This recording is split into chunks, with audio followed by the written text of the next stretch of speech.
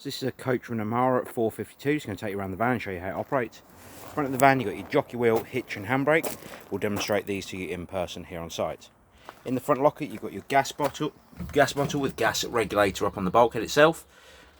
To turn on the gas supply, on top of the bottle you have an on-off valve essentially, so open is on, closed is off. You can carry a maximum of 2 6-kilo propane gas bottles at any time. On the side of the caravan, you have your wind down legs on either side to stabilise the van. And like I said, they are just there for stabilising, they aren't there for lifting the caravan. You've then got your battery locker, or battery box, sorry.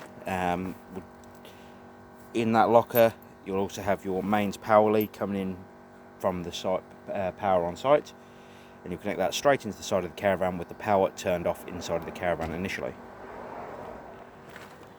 You've then got your water pump connection, which very simply connects to the van by pulling back the blue trigger and pushing it into the side of the van.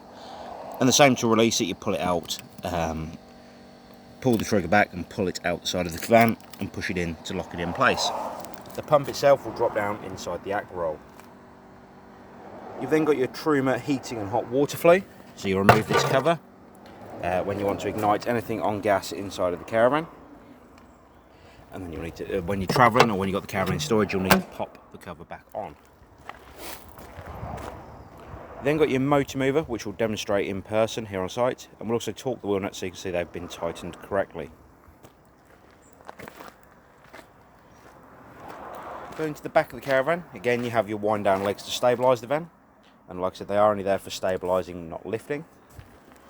And down the bottom you have your grey waste pipe, so you put your pipes into the larger diameter circle holes and drop them down inside of your waste master. As you can see, it's just waste water points at the back of the caravan, and that is the water that's been through the sinks and the shower on board the caravan. Coming down the door side of the caravan, you have your toilet flush tank, so you'd open this up with the key and you put 3.5 litres of water in here and a cap full of the pink fluid prior to use. In the bottom, you have your toilet waste cassette, which you release by pulling up the yellow handle and pulling the cassette towards you.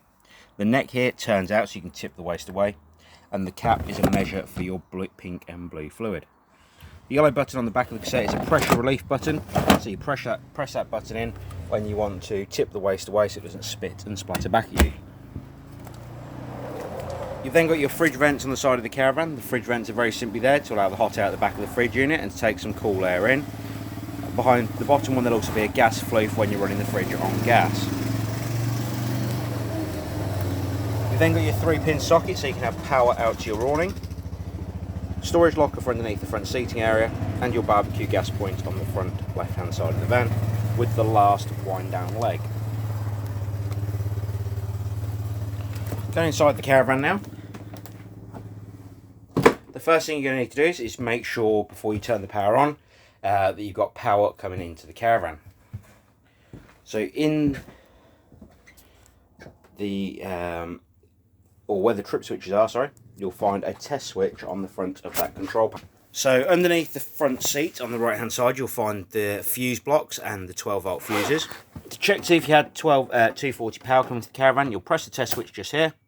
If this blue switch trips down to the bottom, it means you have power coming into the caravan. Down the left hand side, like I said, you've got your 12-volt fuses, and then you've got your trip switches for, as you see, light, water heater and charger, your fridge, fire and sockets. Once you've got that set up and you've checked to see if you've got power coming in, underneath this side of the seating area, you'll also be able to check to see if your drain down valve is in the correct position, ready for you to fill the water system. So your drain down valve is the little yellow valve you can see just behind that blue pipe. That yellow valve needs to be parallel with the floor before you fill the water system up. If it's upright, pointing towards the bottom of the seat, then it will drain all the water from the caravan onto the floor underneath. So you always need to make sure that valve is in the position it's in now before you fill the system up. So with that in that position, we can then come over to the taps on board the caravan. And that's all of the taps on board the van. You'll open them all up on the hot side. You'll actually notice I've already put water in the system. But obviously when you're not using the caravan, you'll drain it down. And when you are using the caravan, you'll fill it up. So above the door, now we've got all the power turned on. We checked to make sure we've got mains power. You have your master control panel, so you've got your master power switch for the caravan. That will turn all of the power on and off inside the van. Your internal lights, your voltmeter in the centre here to see how much power is in the onboard battery. And then you have your awning light for the outside of the caravan. So with all those taps open, you can come to the water pump switch, hit the water pump, and the pump will start operating.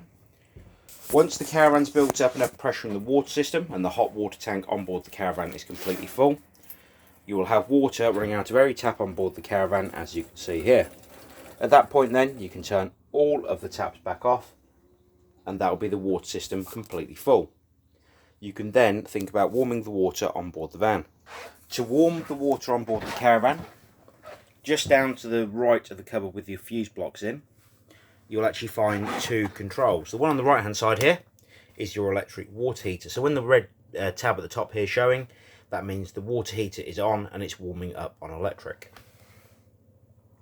To the left hand side of that, you have your option to run gas. Now you will need to ignite the gas system to run when you're showering on board the van, as it will act as a boost, and you can also use it when you're off grid. So to turn the gas on, you'll spin the grey dial on the outside, so you get a green light appear in the background here. If it fails to ignite because the gas isn't turned on or there's no gas in the bottle, it will actually also bring on a red light, as you can see just there. But if the green light stays on its own, then that is the water system working and running on gas. And you can also control the water temperature on the gas between 30 and 70 degrees. On electric, it is a preset temperature around 35 to 40 degrees. The next thing we're going to show you is the heating itself.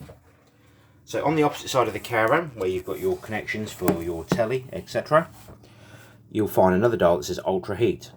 Down the side of that, you've got the option of 500, 1000 or 2000 watts of power coming into the caravan. So depending on what caravan site you're on, you'll need to select the correct power source. So here on site, we're going to run a maximum of 500 watts.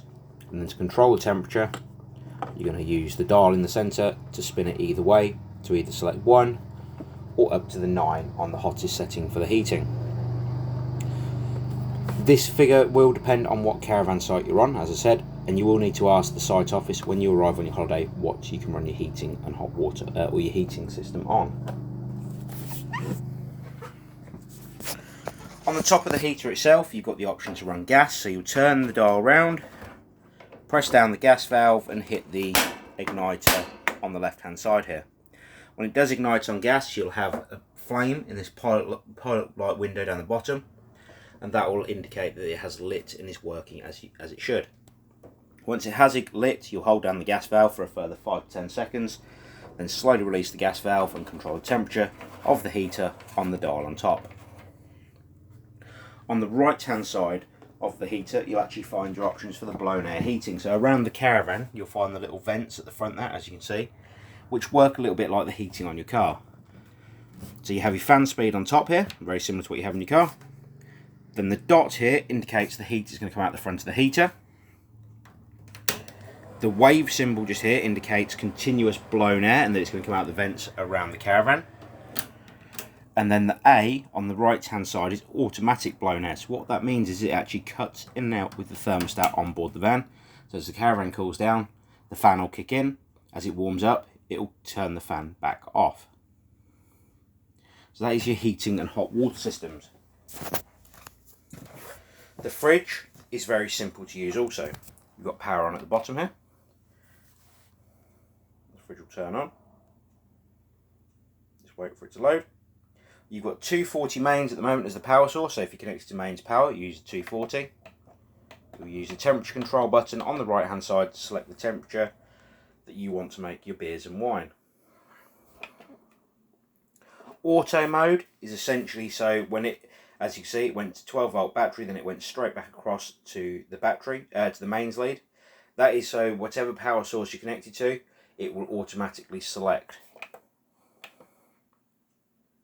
You've then got 12 volt mode. So 12 volt mode is when you're towing down the road and you're connected to the car. You do not need to have the control panel above the door. The master switch can be turned off.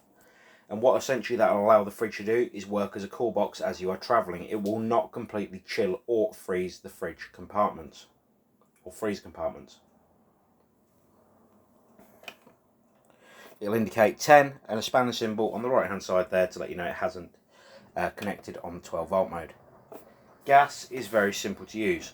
It will self-ignite on gas when you have gas turned on, and if it fails to ignite, it'll actually flash the blue light here at the bottom, and it'll also bring up a 9 and a spanner symbol here to let you know it has failed to ignite. If it ever does that, I'd advise you go to the hob, ignite the hob, come back over to the fridge, and because the hob is the last point on the gas system, and then reignite the fridge by turning it on and off and selecting the gas mode again.